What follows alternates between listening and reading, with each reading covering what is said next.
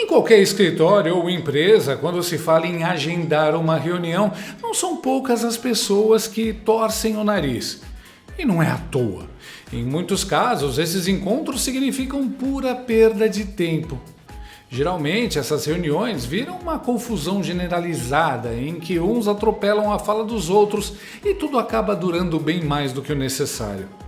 Muitos, como eu, lutavam para não cair no sono.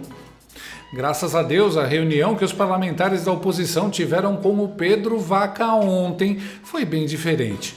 Coisas importantes foram mostradas, ele mais ouviu do que falou e acabou saindo impressionado.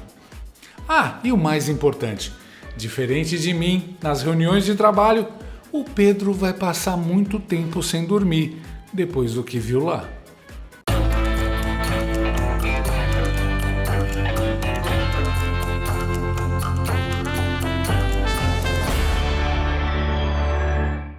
Assim como o regime supremo PT quer acabar com a sua liberdade de expressão, as dores nas juntas e articulações acabam com a sua liberdade de se movimentar, de caminhar, de viajar, de praticar esportes. É por isso que você precisa conhecer o Nato Shark dia e noite. Ele é um suplemento alimentar natural feito para auxiliar no tratamento das dores nas juntas e articulações. Muitos inscritos aqui do canal já compraram, tomaram e aprovaram. Olha só!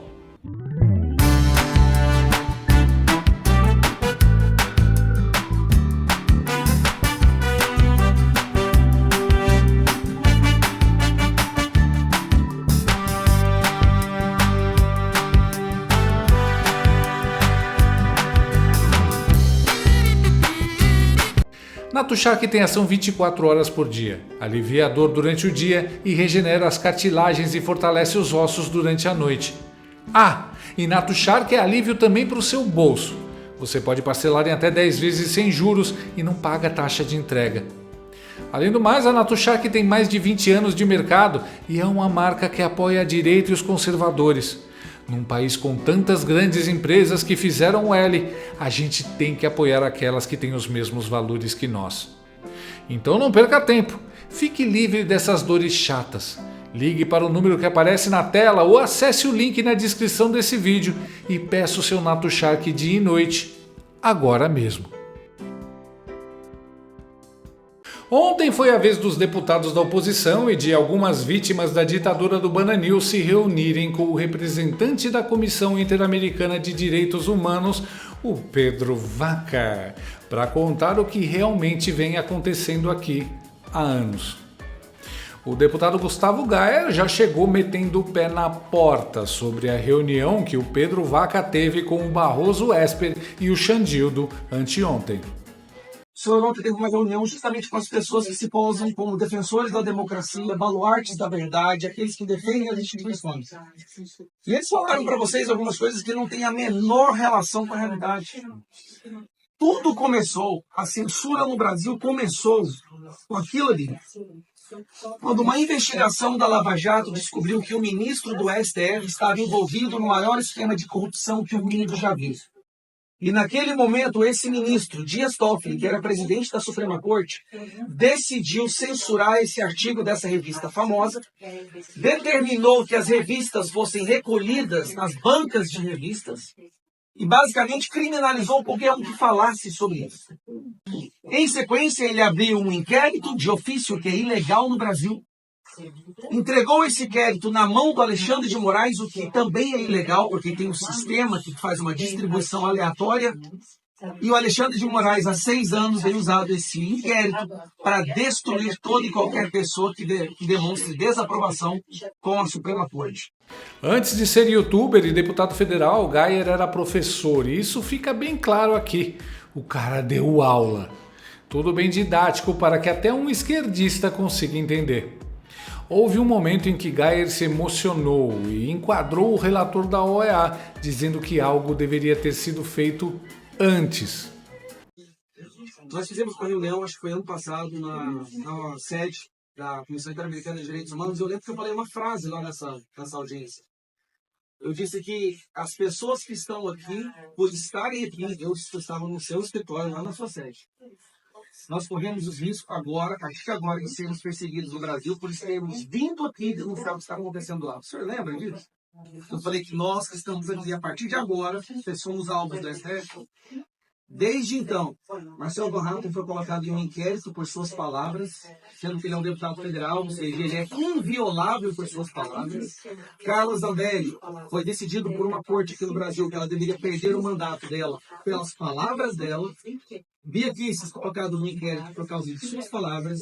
Eu colocado em inquérito por causa de minhas palavras. E muito provavelmente todos que estão aqui estão em inquéritos, não por roubar, não por desviar dinheiro público, não por cometer crimes, por nossas palavras. Nós somos parlamentares. Parlare é a nossa função. Nós temos a blindagem sagrada da Constituição de podermos falar o que nós quisermos e somos todos agora réus por nossas palavras. Recentemente eu recebi a Polícia Federal na minha casa, às 6 horas da manhã, com armas em mão. Com armas em mão, apontando para o meu filho. 6 horas da manhã, porque o Alexandre de Moraes queria pegar o meu celular e ver o que eu estava conversando com Elon Musk.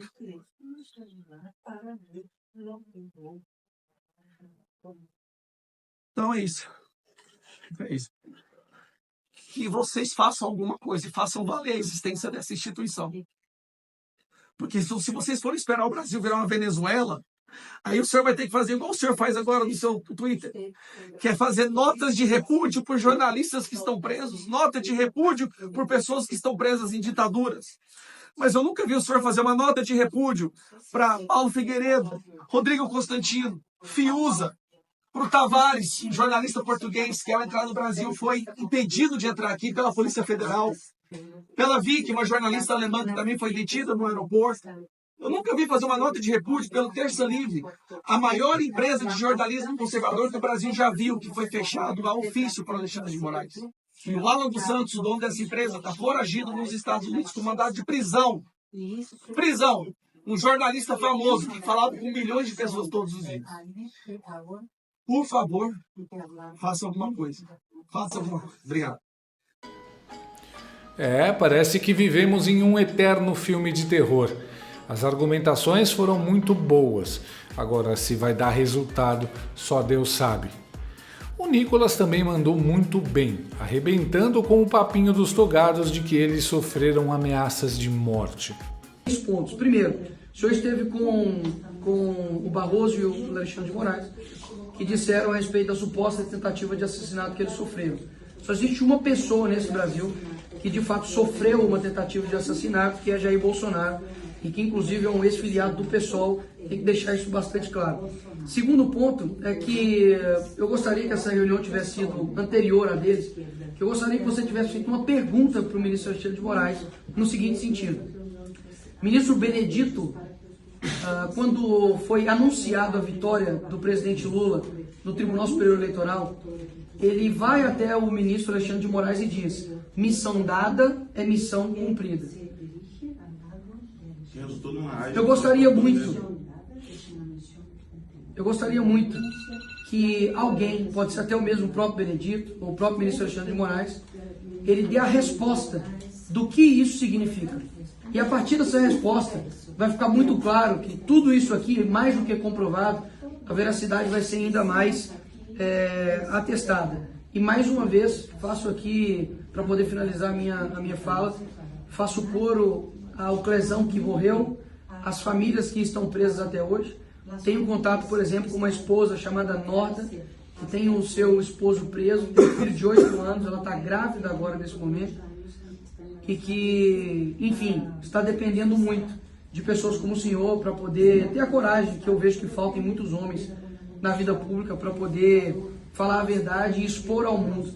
Espero que o seu relatório não seja para lá ou para cá, mas ele seja verdadeiro, porque a verdade eu espero que ela prevaleça sobre esse cenário aqui.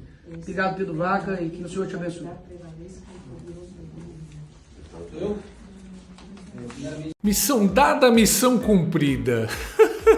Os caras nem tentam disfarçar, mano. Mas o peixe morre pela boca. Durante a reunião, os parlamentares mostraram vários prints, documentos e vídeos que mostram o quanto os togados deixaram escapar o seu empenho em agir politicamente e destruir Bolsonaro para favorecer o 9 Dedos. Vídeos como estes. De fato, o Supremo atrapalhou os planos do governo Bolsonaro, mas atrapalhou para o bem.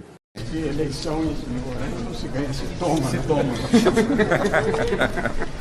Eu queria lhe apresentar, você fez a referência. Está com som?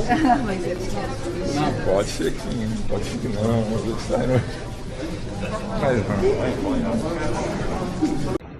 Por favor, Barroso, responde pra gente. Perdeu, mané, numa mola. Sério. Nós derrotamos o bolsonarismo. Outro que brilhou foi o Marcel Van Hatten, que foi para cima do Pedro Vaca e lembrou que, até agora, a OEA foi parte do problema da censura no Brasil. Que até o momento, pelo menos na minha opinião, a OEA é parte do problema e não da solução.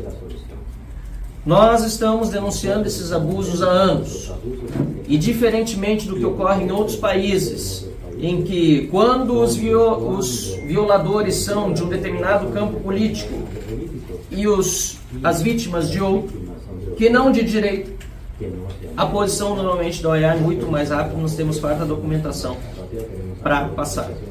E nós vamos acrescentar a essa manifestação.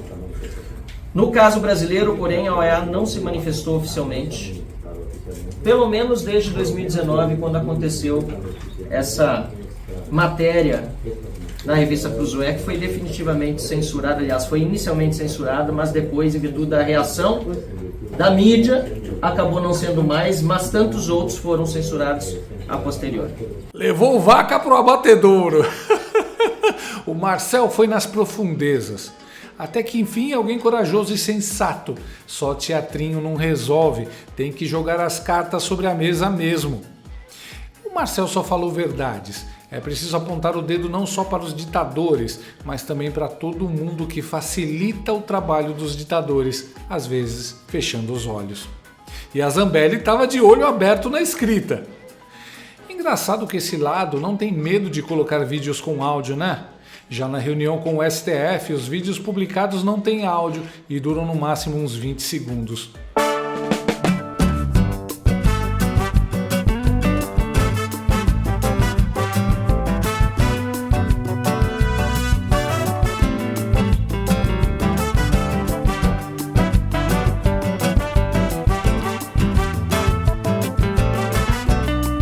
Só aí a gente já vê como os caras têm muito a esconder. Eles sabem que se vaza um vídeo com o que eles estão falando, eles serão desmentidos e humilhados nas redes em questão de segundos. Durante o encontro também foram discutidos casos como a prisão e condenação dos manifestantes do dia 8 de janeiro e a morte de Clériston Pereira da Cunha, conhecido como Clezão, que faleceu no Complexo da Papuda, mesmo após a Procuradoria-Geral da República solicitar uma soltura devido ao seu grave estado de saúde. Uma das filhas do primeiro brasileiro morto pela ditadura conversou com Pedro Vaca. Cenas icônicas da ditadura brasileira. Mi padre fue muerto, preso injustamente y torturado en la calle. Mi padre no es criminoso. Mi padre es un hombre íntegro, bondoso y ejemplo de brasileño. Eles não merecem, minha família não merece esto. Estamos torturados até hoje. E não é fácil viver isto em Brasil. Por favor, nos ajude. Por favor.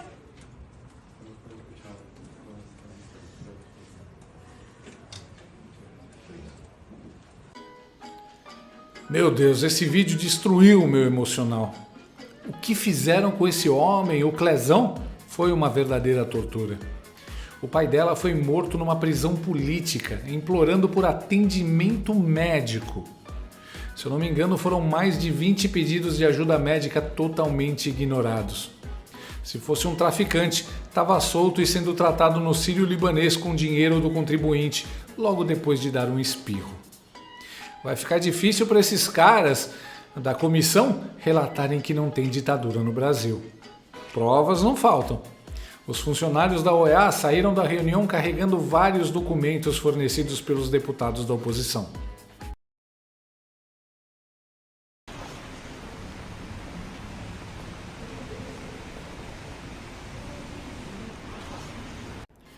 Eu espero que não aconteça com esses documentos o mesmo que aconteceu com as imagens do dia 8 de janeiro.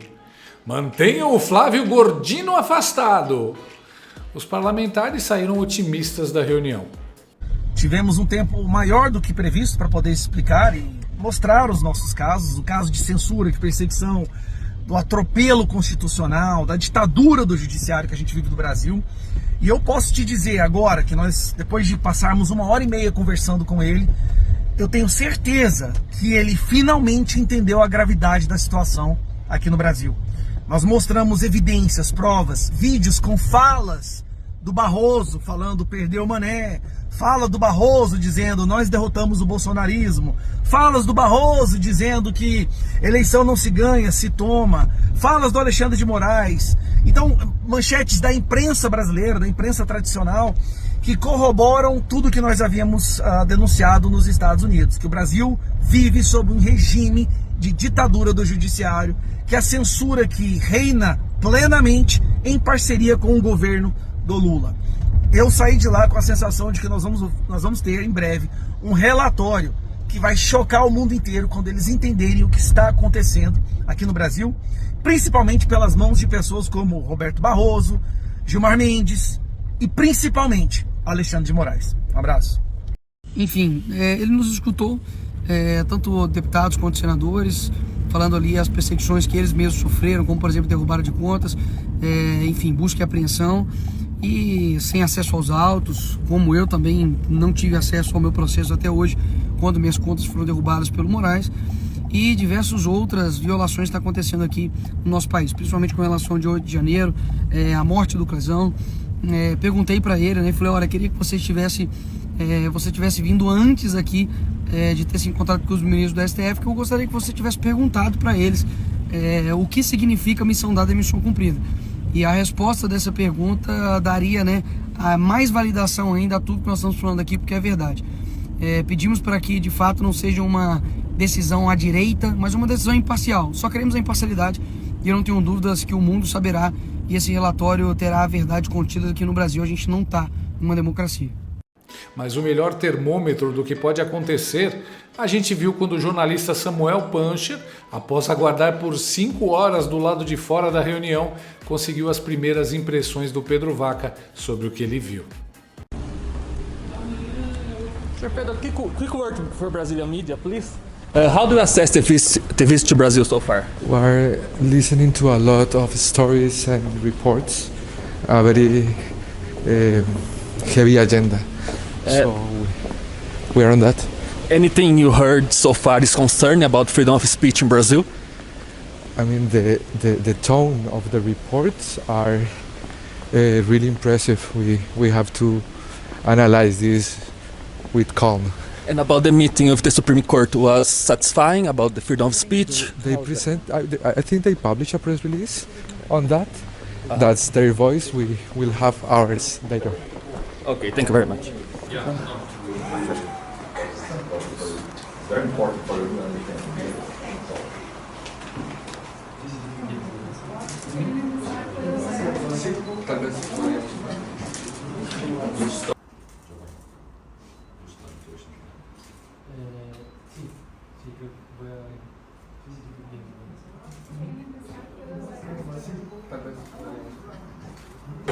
Que aí já vai até também o Júlio. 40 segundos. 3 perguntas, concisas, claras, objetivas, com um tom neutro e respeitoso. E 3 respostas que pareceram sinceras, com muitos pontos claros. Não tem como não sair impressionado depois de ver tudo o que ele viu. Chama atenção também que ele salientou que não endossa o press release divulgado pelo STF sobre a reunião de ontem. Essa é a voz deles. Divulgaremos o nosso comunicado depois. Outro detalhe que vale a pena notar. Impressionante como só tinha um jornalista. Se fosse a Janja passando, teriam 50. Não ter repórteres da Globo e CNN pulando em cima e falando "E o golpe?" significa que eles estão na Operação Abafa. Estranho, né? Pelo jeito, a gente errou ao julgar o cara pela aparência. Ele não acreditou em nada do Supremo. Vai pra cima, João Willis do bem! Mas claro, palavras não são tudo. É preciso que haja ações contundentes. Vamos ver o relatório dele e aí sim poderemos comemorar. De todo jeito, ele não ia se impressionar com qualquer coisa à toa. Ele sabe que isso tudo que a oposição mostrou é gravíssimo e o maior tiro do pé do STF foi bater de frente com Elon Musk. E o segundo maior tiro no pé foi ter impedido o Bolsonaro de ir à posse de Trump. Ali mostrou que tinha algo errado no Brasil. Muita gente está cética quanto a essa reunião da OEA e acha que vai acabar em pizza. Já eu estou mais otimista, principalmente porque não é só a OEA a envolvida. O governo Trump está muito em cima da situação e quer ver resultado. Se não der em nada, Trump corta as verbas e a própria OEA deixa de existir. O príncipe Luiz Felipe falou sobre isso. O que eu escutei de forma rasa é que a OEA nunca foi um órgão conservador de direita, nunca, por qualquer extensão das esperanças aqui. Mas também nunca foi pro lado extremamente comunista, ditatorial, stalinista. Então é meio que um perfil assim, mais social-democrata, centro-esquerda da OEA. Se por acaso tivesse numa situação normal de investigação, o que eu diria? Isso não ia dar em nada. Mas, dentro do contexto de uma depuração bem mais ampla e esses levantes que estão acontecendo de informação do Trump e já essa vontade de sair de todas essas agências supranacionais, possivelmente por esse lado eu acho que ele pode passar alguma coisa favorável. Eu acho que essa tendência vai estar, de certa maneira, direcionando o julgamento aqui das informações tal qual apresentadas. Ele não vai divergir muito do que a opinião pública está vendo. Em resumo é isso. A existência da OEA está em jogo, é mais por aí. Mais um burocrata querendo se justificar com os novos detentores do poder, e os novos detentores do poder querem ver resultado, não querem ficar só nessa balela aí de justificar narrativas locais e ficar tudo sustentando e perpetuando. Então essas organizações supranacionais todas, OEA incluso, a gente tem que olhar com muito ceticismo. É saudável olhar com ceticismo. Com o relatório ou sem, a caixa de Pandora foi aberta. O mundo já está de olho, coçando a cabeça e se perguntando: que democracia pujante é essa que precisa vir uma comissão internacional fiscalizá-la?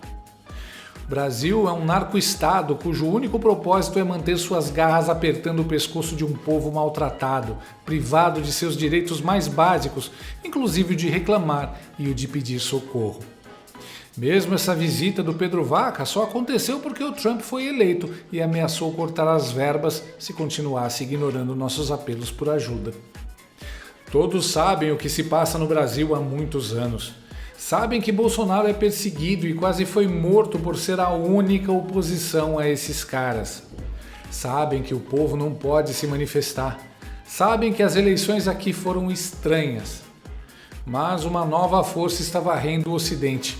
Uma força poderosa o bastante para iluminar até esses países pobres que sempre foram ignorados, como o nosso.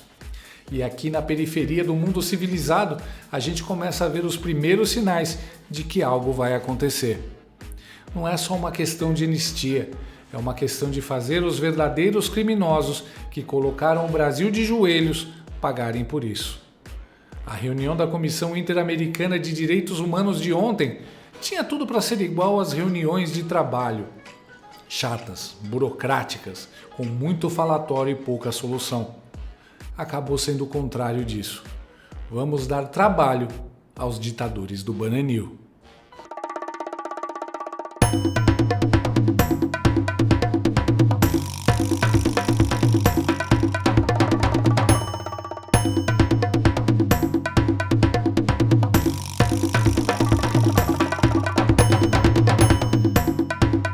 Gostou desse vídeo?